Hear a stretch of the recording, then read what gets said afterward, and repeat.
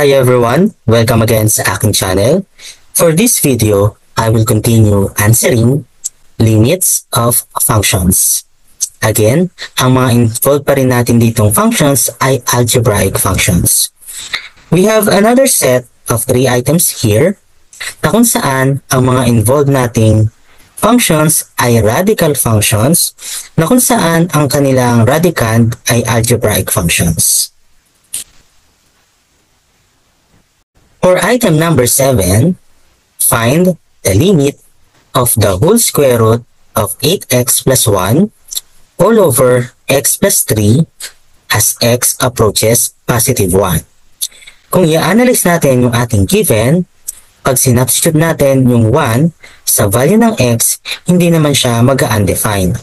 Pwede pa rin natin gamitin yung evaluation of function as x is equal to 1.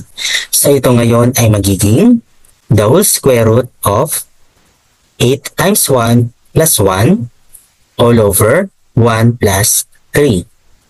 Then, isimplify natin the whole square root of 8 plus 1 all over 1 plus 3 is 4. Ito ay the square root of 9 over 4 na kung saan ang square root of 9 is positive 3 at ang square root of 4 is positive 2. The answer is 3 over 2. Therefore, the limit of the whole square root of 8x plus 1 all over x plus 3 as x approaches positive 1 is equal to positive 3 over 2. For item number 8, find the limit of the whole square root of x squared plus 3x plus 4 all over x cubed plus 1 as x approaches positive 2. Again, kung i-analyze natin yung ating given, pag sinubstitute natin yung 2 sa value ng x, hindi naman ito mag-undefined. Therefore, pwede pa rin natin gamitin yung evaluation of function. Ito ngayon ay magiging the whole square root of 2 squared plus 3 times 2 plus 4 all over 2 cubed plus 1. Then, isimplify natin. We have the whole square root of 2 squared is 4 plus 3 times 2 is 6 plus 4 all over 2 cubed is 8 then plus 1. Simplify pa natin. Ito ay magiging the whole square root of 14 over 9. Ang 14 ay wala siyang exact square root, pero yung 9, meron siyang exact square root na 3. Therefore, the answer is square root of 14 over 3. Therefore, the limit of the whole square root of x squared plus 3x plus 4 all over x cubed plus 1 as x approaches positive 2 is square root of 14 over 3.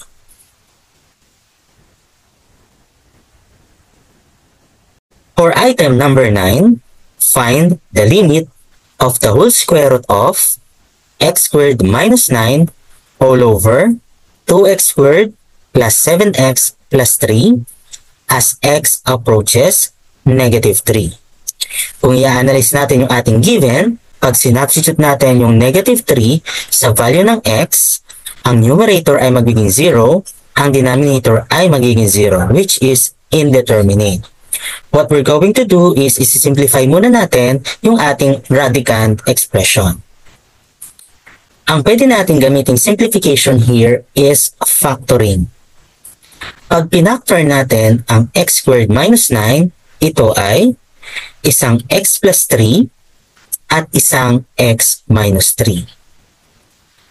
Ang denominator naman natin, isang 2x plus 1 times isang x plus 3.